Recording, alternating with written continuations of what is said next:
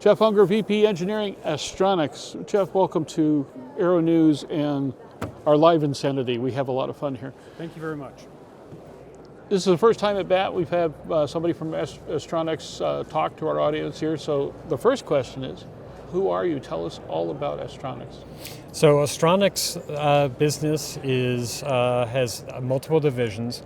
They do various products from in-seat power systems. They do aircraft interface products. In the commercial market space, our part of our division also does wireless access points and servers. So if you've been on many of the airlines that have the devices, portable devices where you can play movies and such, quite often the wireless access point and the server is an Astronics product. Oh, there you go. And it's with somebody else's software on them to run for the airlines. If you've been on many of the airlines with your in-seat power plugged in your device, it's an Astronics product for that. So Astronics does a lot of those things for the commercial airline business. The division that I'm working in is out of Kent, Washington. Okay. We are focused on products, cabin electronics products for VIP, VVIP aircraft, which head of state, a private 747 with very highly customized type products for that, a full cabin electronic systems.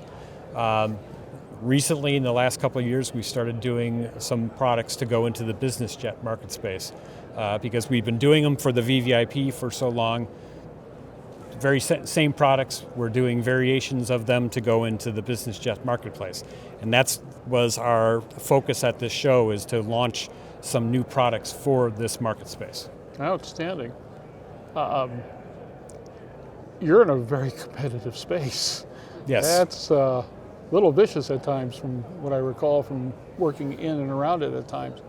But none are more demanding than the customer. They're paying for it, they want it, and they want it right now, and they want it to work.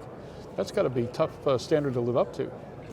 It is, and if you look at our primary market with VIP, VVIP aircraft, it's the owners of someone who can afford to buy a 747 for themselves. Yeah.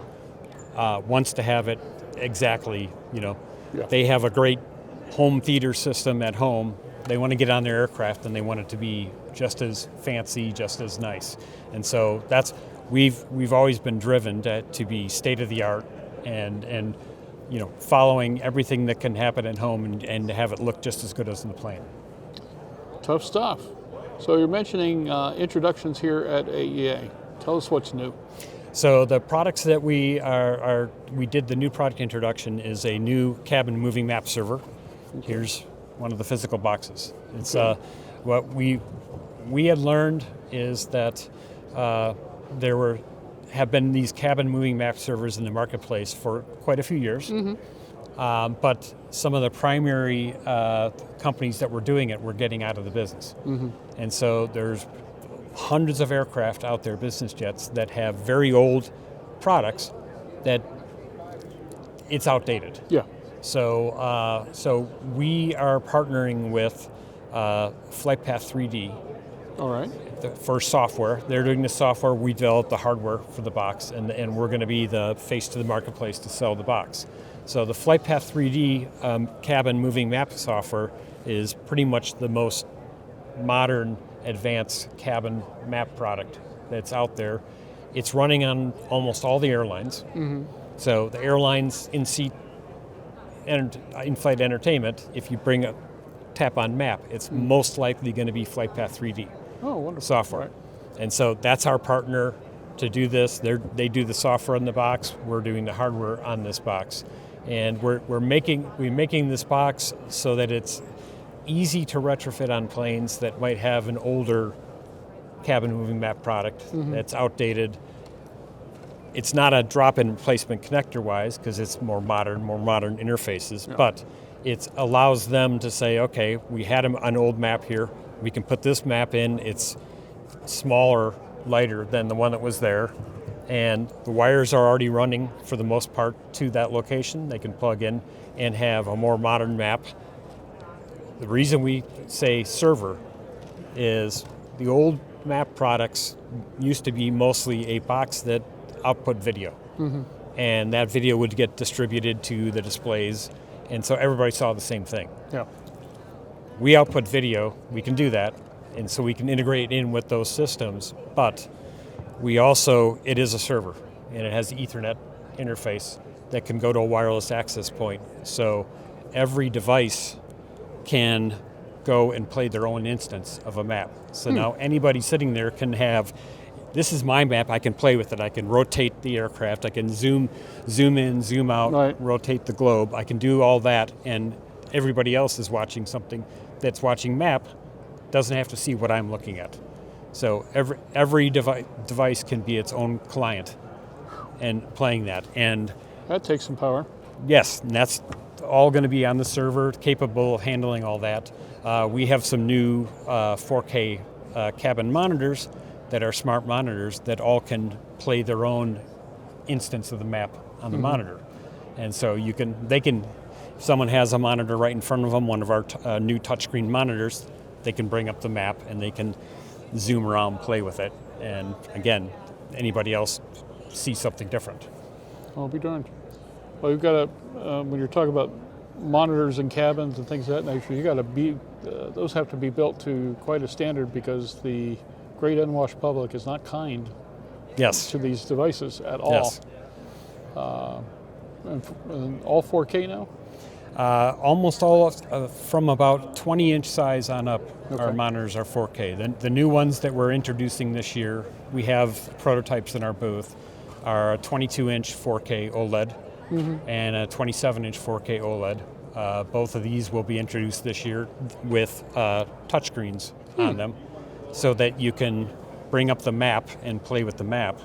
The other feature of those new monitors are that if they're interfaced to a wireless access point and there's connectivity on the aircraft, we have software in those monitors that not only will play a map instance, but will allow you, the end user, to cast from their phone any of their streaming services.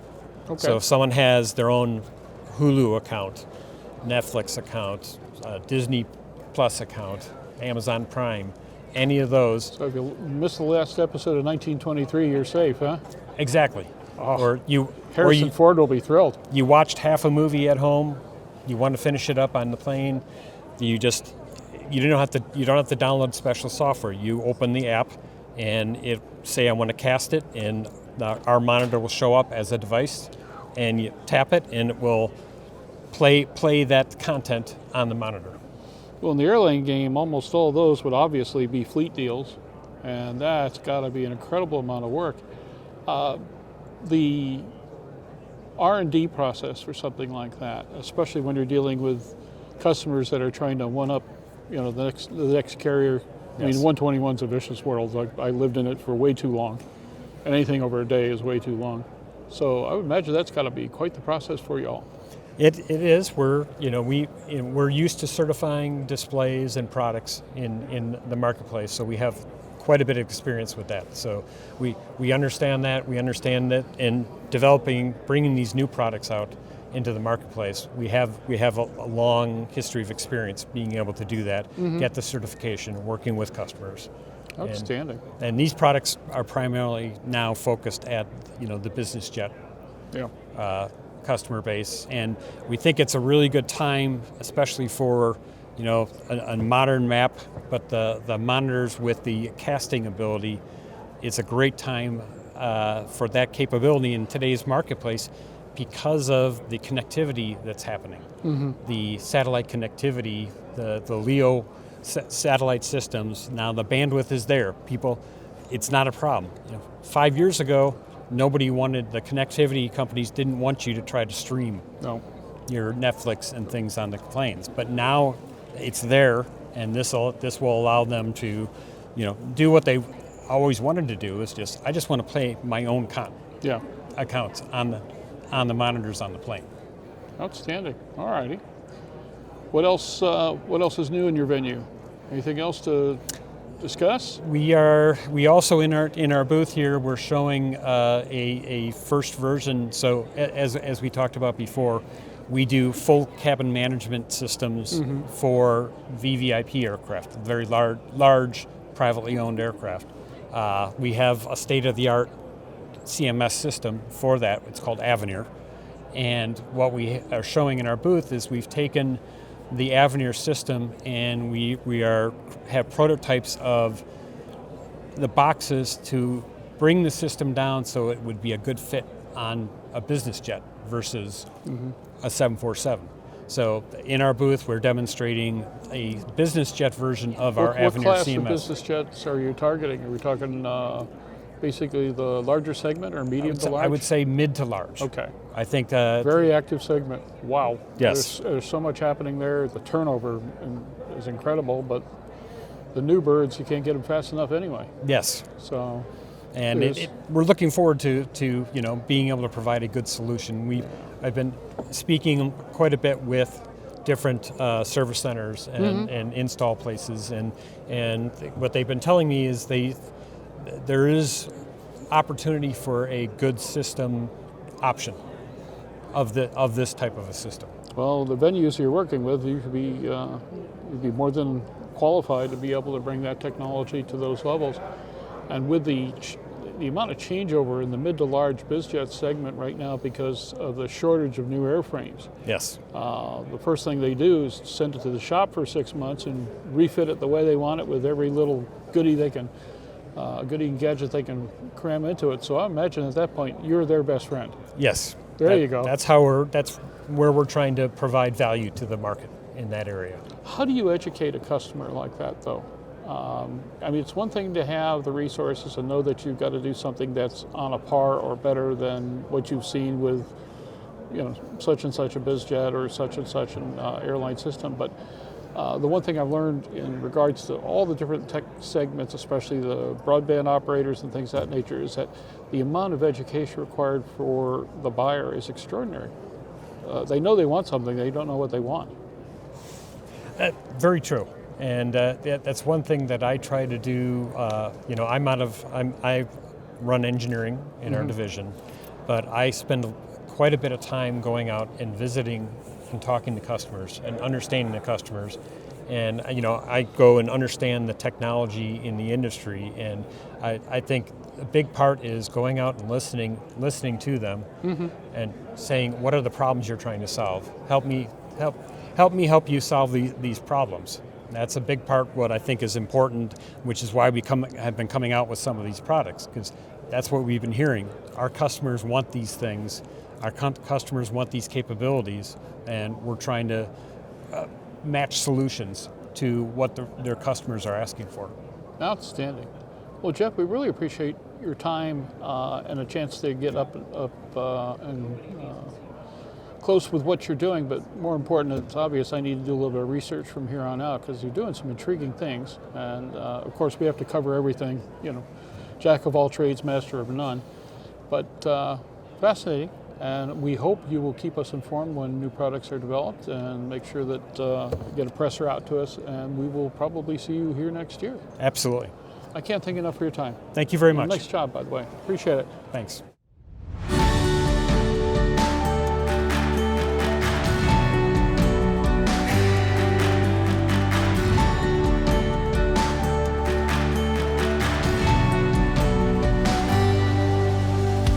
Aero-News Network's coverage of the 68th Annual AEA International Convention and Trade Show, live from Phoenix, Arizona, is brought to you in part by the following sponsors.